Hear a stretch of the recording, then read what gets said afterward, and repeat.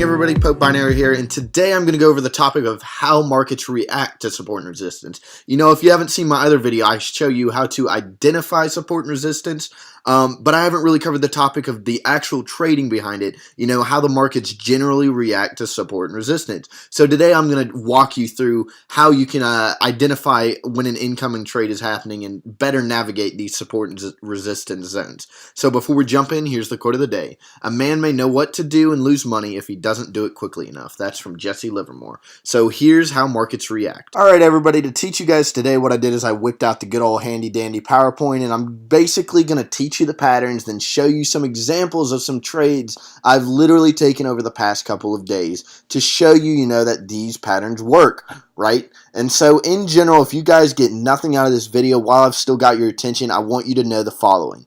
Double test of a support and resistance are the best time to trade them, right?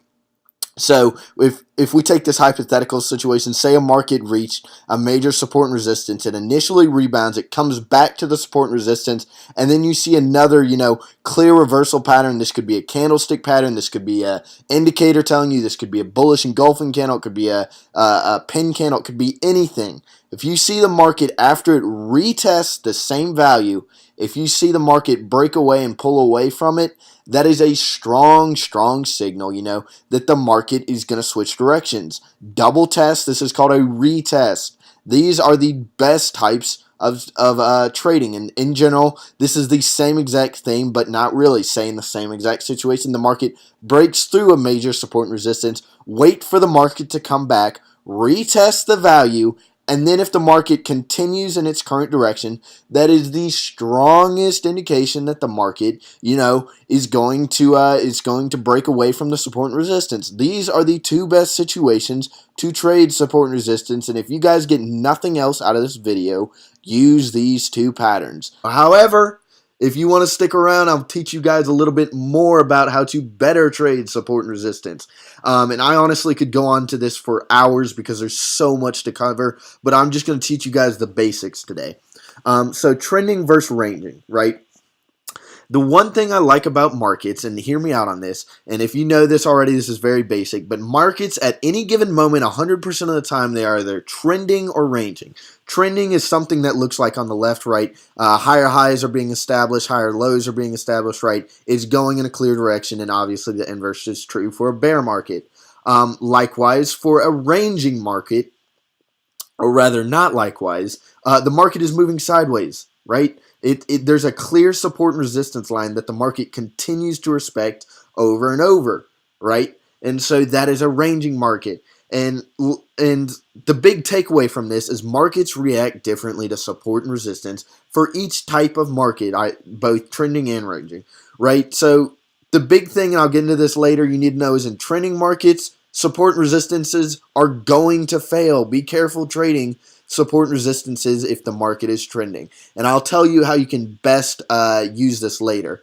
And likewise, in a ranging market, support and resistances are really respected, meaning they're generally not broken, right? Otherwise the market would be trending, right? So in a ranging market, support and resistance are highly respected, and you can get a lot of in the money, you know, high percentage win rate out of these type trades.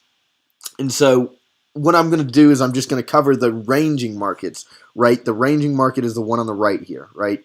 In a ranging market, support and resistance lines are highly respected, like I said. And like the boundaries of a ranging market, generally these are not broken. And if they are broken, you can expect a very violent reaction, which is good for traders, right? It's really good for day traders and, in my case, binary options traders. This video, it's basic, but I'm a binary options trader, right?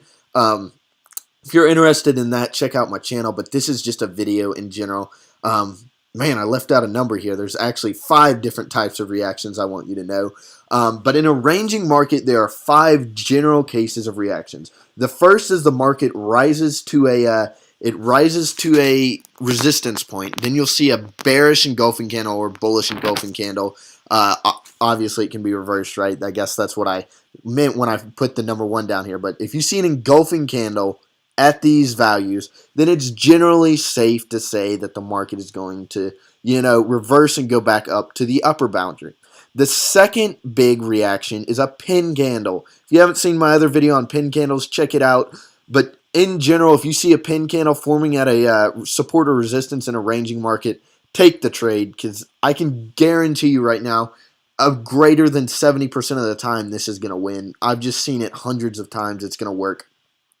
The third type of reaction, you're going to see lots of long wicked candles without any real bodies bouncing off support and resistance lines. And that is, there's a pattern called a walking man pattern that I've been testing, and it works out really well. But essentially, if you just see long wicks, the first time you get a candle that says, okay, we're switching directions, it's safe to take that candle and say the market will continue to rise, right? So that's the third reaction. And then the fourth reaction is you're just going to see two candles of the exact same size appear. And if you combine those, right, that's just a big almost pin candle, big doji that forms, right? And then the market's going to fall. I hope you guys followed along there. But basically, if you see two candles of the exact same size, you can generally assume the market is just going to continue to plummet, right? And so the next big topic, right, is how to identify when ranges are broken, right? And like I said back when the double entries, if you see the market break outside a range, if you see the market come back to the in this case a resistance line that the market is respecting, you can expect that the market is either A, just going to crash back down into the market, right, or back down into the range, or the market is going to bounce off and pivot upwards, like we see in this example, right?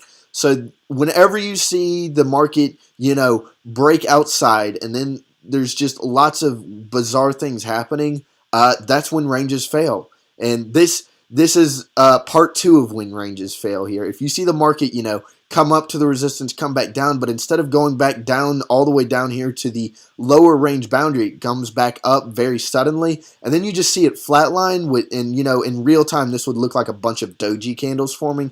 That means there's lots of indecision in the market, and generally the market is going to break outside the range, right?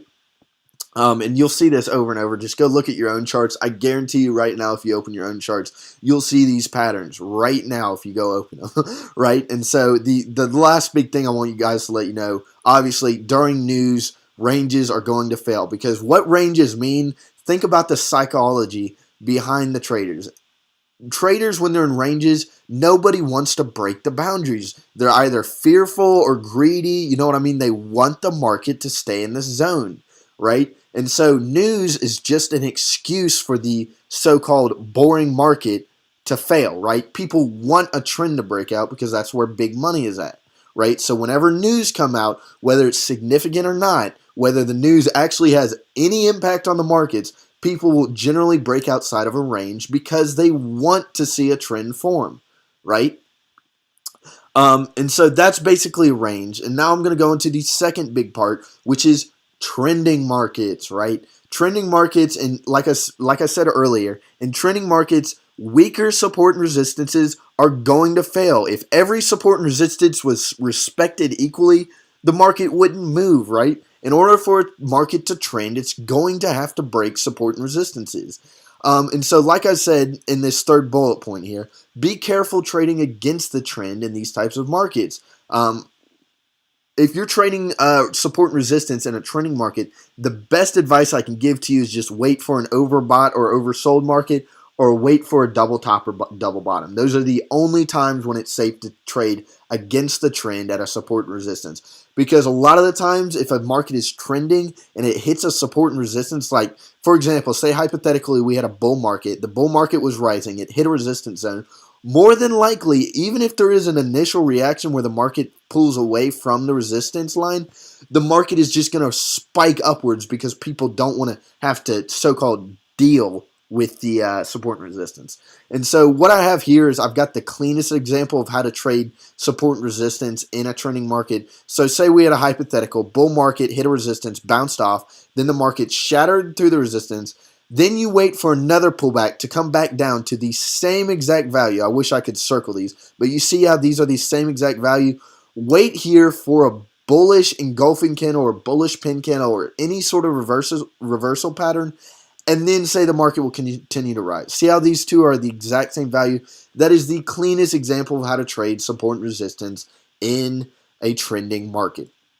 And like I said earlier at the beginning of this slide, double tops and double bottoms. If the market fails to break a major resistance or support line twice, that is a strong indication that the market is going to go into either an extended pullback or a full-blown reversal, right? Although full-blown reversals are really hard to catch. Those only happen about 40% of the time, but you can definitely be guaranteed that the market will hit a nice period of reversals.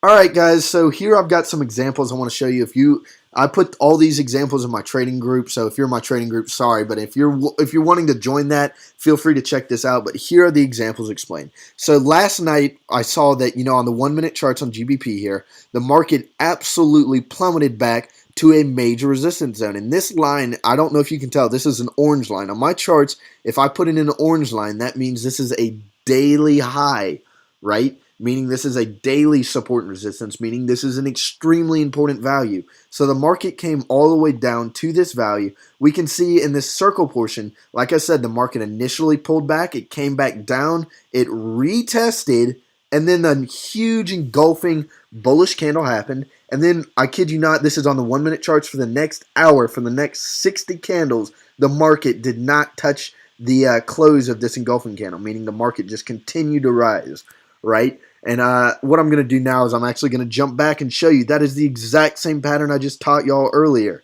Let me see if I can find it. It's right here. In general, if you see a market come back down to a resistance and you see a double bottom form, bet up, right?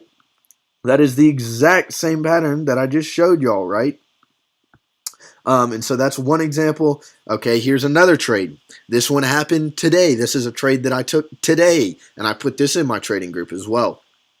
The market, I saw the market, we're in a range. This is a clear range. If you guys don't know what a range looks like, see how the market is just moving sideways here? We're in a range. The market, and I could see, there's a clear resistance or a clear support line down here. The market had been plummeting down for the longest time, so I waited for it to get to this lower resistance, and then a pin candle formed for the first time at this major resistance. Place a call. Right? This is such a strong reversal. And then, of course, the market absolutely just rose in the next 5 minutes. That was a really nice out of the money contract win for me there. I took an out of the money there. But I haven't really highlighted this, but I want you guys to know, notice how there are so many reactions to these range boundaries. We can see right here there's a strong rejection pin candle. The market plummeted away. We can see over here, the market hit the resistance and then it fell away. Then likewise right here, there was an engulfing candle. The market just absolutely came down to the lower boundary, right? The ranges are really good for trading in my experience, especially for binary options.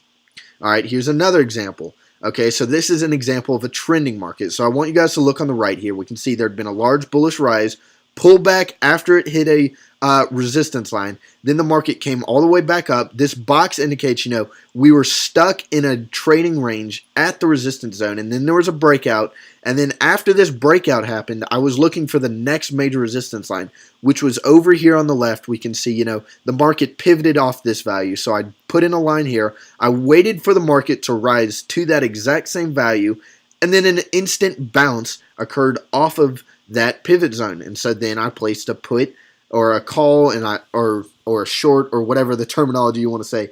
Basically, I said the market was going to fall, and it did, right? So that's another example.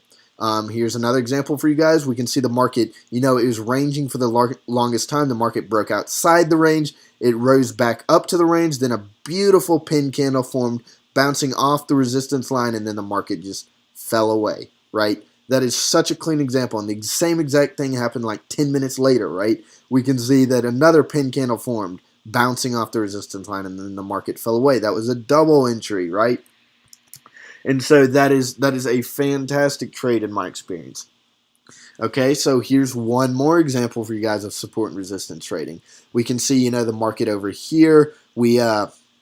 There was a clear support line established, or rather a resistance line. The market rose all the way back up to it. Pin candle followed by bearish confirmation candle. market fell away. These are two trades I took today, by the way. I was extremely happy with how these turned out. And likewise, after this, a new pivot had been established. The market rose back up to this pivot. Bearish candle, market fell away, right? So this is support and resistance trading. If you found anything helpful in this video, please like and subscribe. If you have any questions, feel free to email me at popebinary@gmail.com. I'll answer them toll free. You know, I'm not looking to, you don't have to pay me for my answers. I'd be happy to help you because I'm in this to teach. So if you found anything helpful, please like and subscribe, and I'll catch y'all in the next one.